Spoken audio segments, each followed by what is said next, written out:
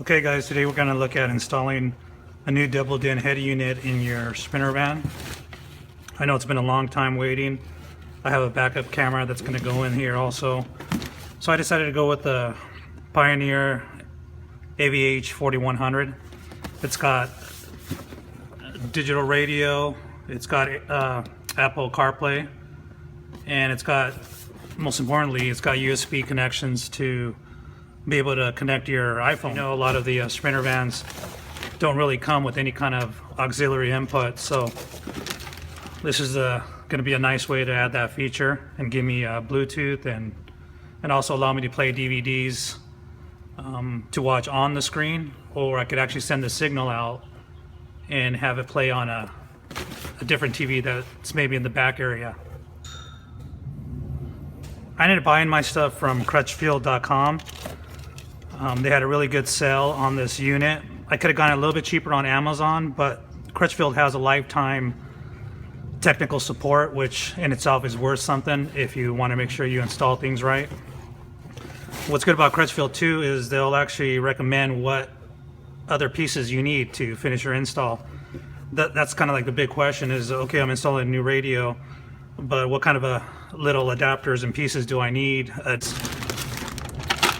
We got the face piece that allows you to put a double DIN radio, or I believe some sprinters only have a single DIN. Then most importantly is you need that wiring harness. The wiring that's coming out of your sprinter van. And then the back ends here are going to tie into your actually new radio. And the other piece is this adapter that's going to go, looks like an antenna adapter. Okay, so let's get to it, see how easy or how hard this is going to be. Okay, let's open this up, see what we got. Looks like it comes with the remote control, some screws, wiring harness.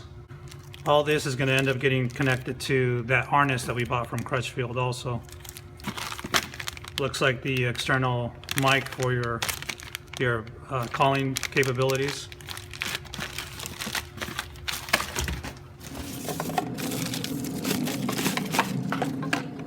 4100 NEX by Pioneer got really good reviews.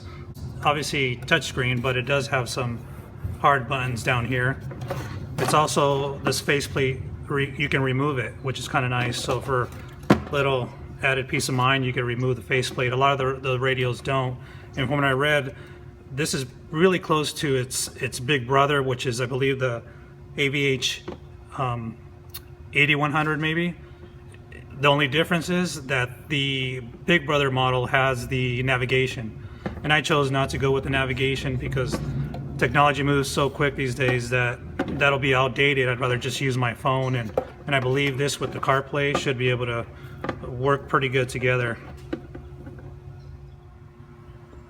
Okay, looking at the back, it's got some video ins and outs. This is where I think my reverse camera is going to end up hooking in. It's got if you're choosing to use an amplifier, which I might do later, it's got your outputs.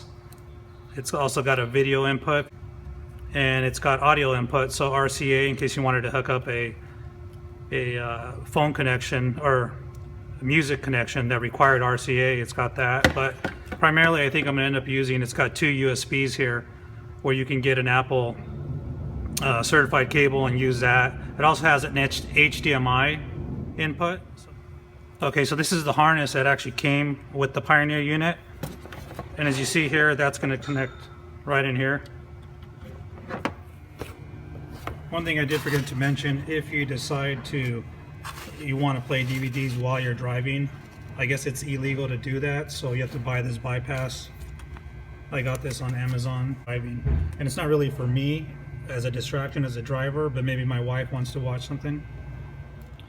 Again, just so you get an idea, this is that harness that I purchased from Amazon, actually from Crutchfield. This is going to take your stock wiring. Once you remove your stock radio, there should be a harness that should be plug and play. This comes with instructions on what every color of wire, and every color of wire is actually labeled, and you're just going to match it up with the harness that came with the radio. See, I just plugged that in right here. And these will pair up with these. And like we said, we just matched up the wiring according to instructions of the harness. As you see, I matched up all the colors, again following the directions, and also installed the bypass so you can watch a DVD while you're driving that has instructions on how to connect which color wire, which I ended up doing here. In the manual for your radio, it has a description for every wire. So just take your time, make your connections. Again, this is what's going to hook into the factory harness. But this is the aftermarket kit, and this little box that came with our aftermarket kit gets plugged into here. Okay, we should be ready to connect this into our sprinter van.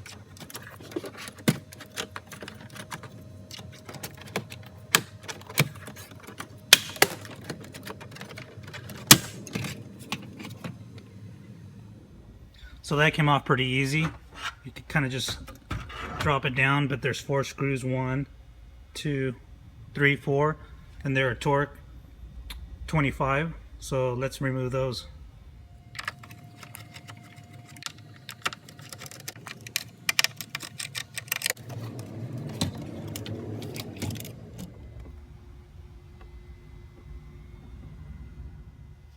So these connections back here popped off pretty easy. This harness here, the main harness, it looks like you had to push this lever down and allowed it to come out.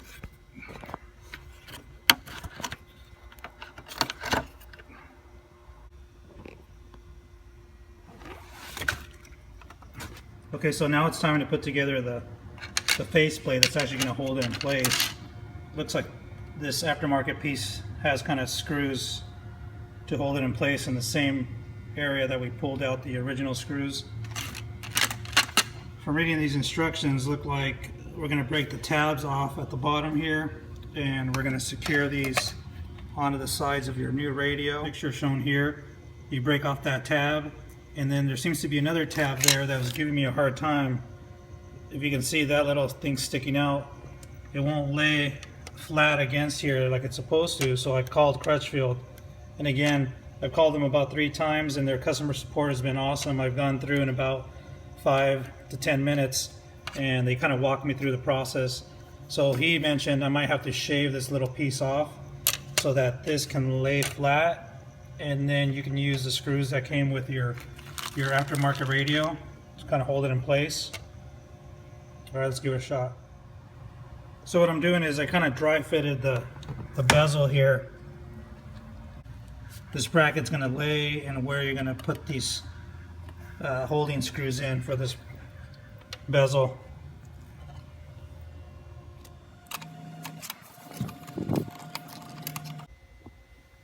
Okay, so here's the back of the radio, and here's the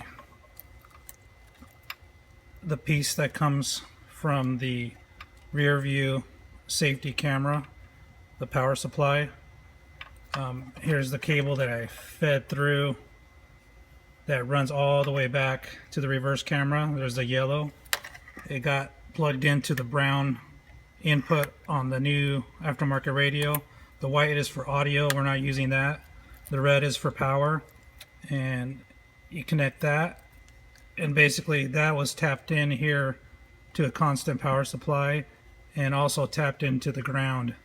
So again, this is for the rear safety reverse camera that I installed that you guys saw in my other video.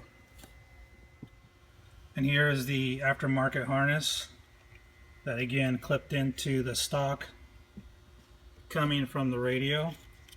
I just plugged and played right in.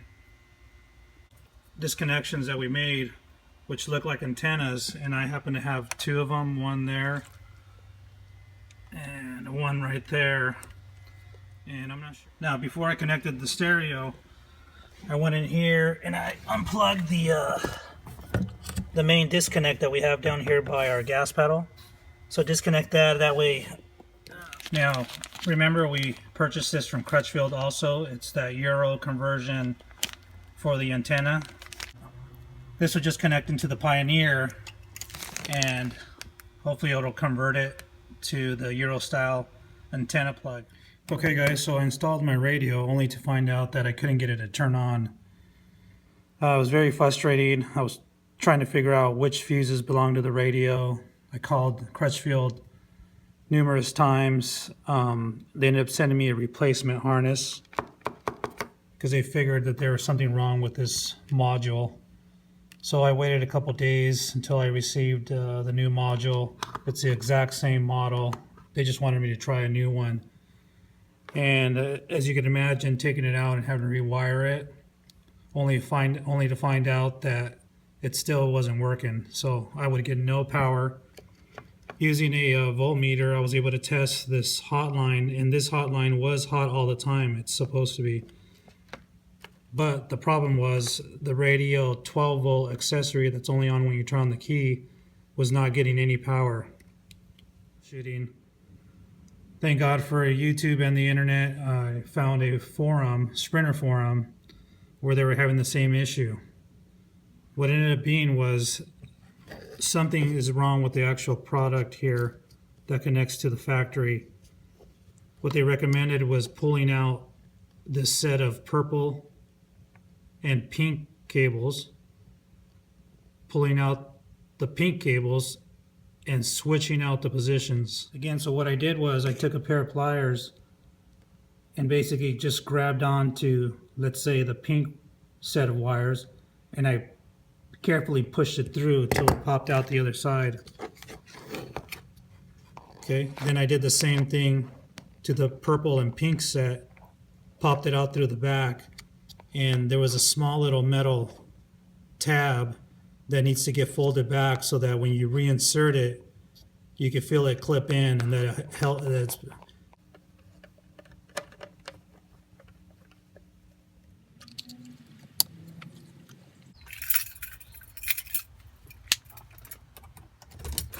okay. Put the key in on accessory, and it's working.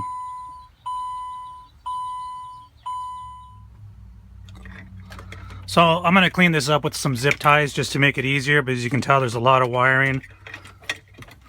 And now it's just a matter of feeding it in.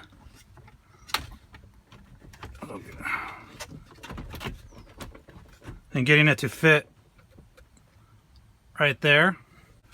So we'll end up putting our screws back in that belong there, here, and here. Our faceplate will go back on. And there you have it.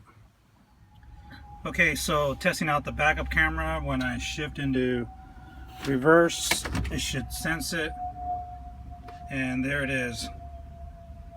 So the backup camera is working properly. It is sending a signal. Switch it back. Goes back to radio. Looks like everything's working with that little modification that we did, wiring. And the sound, because this is a digital radio, sounds way better than the stock radio.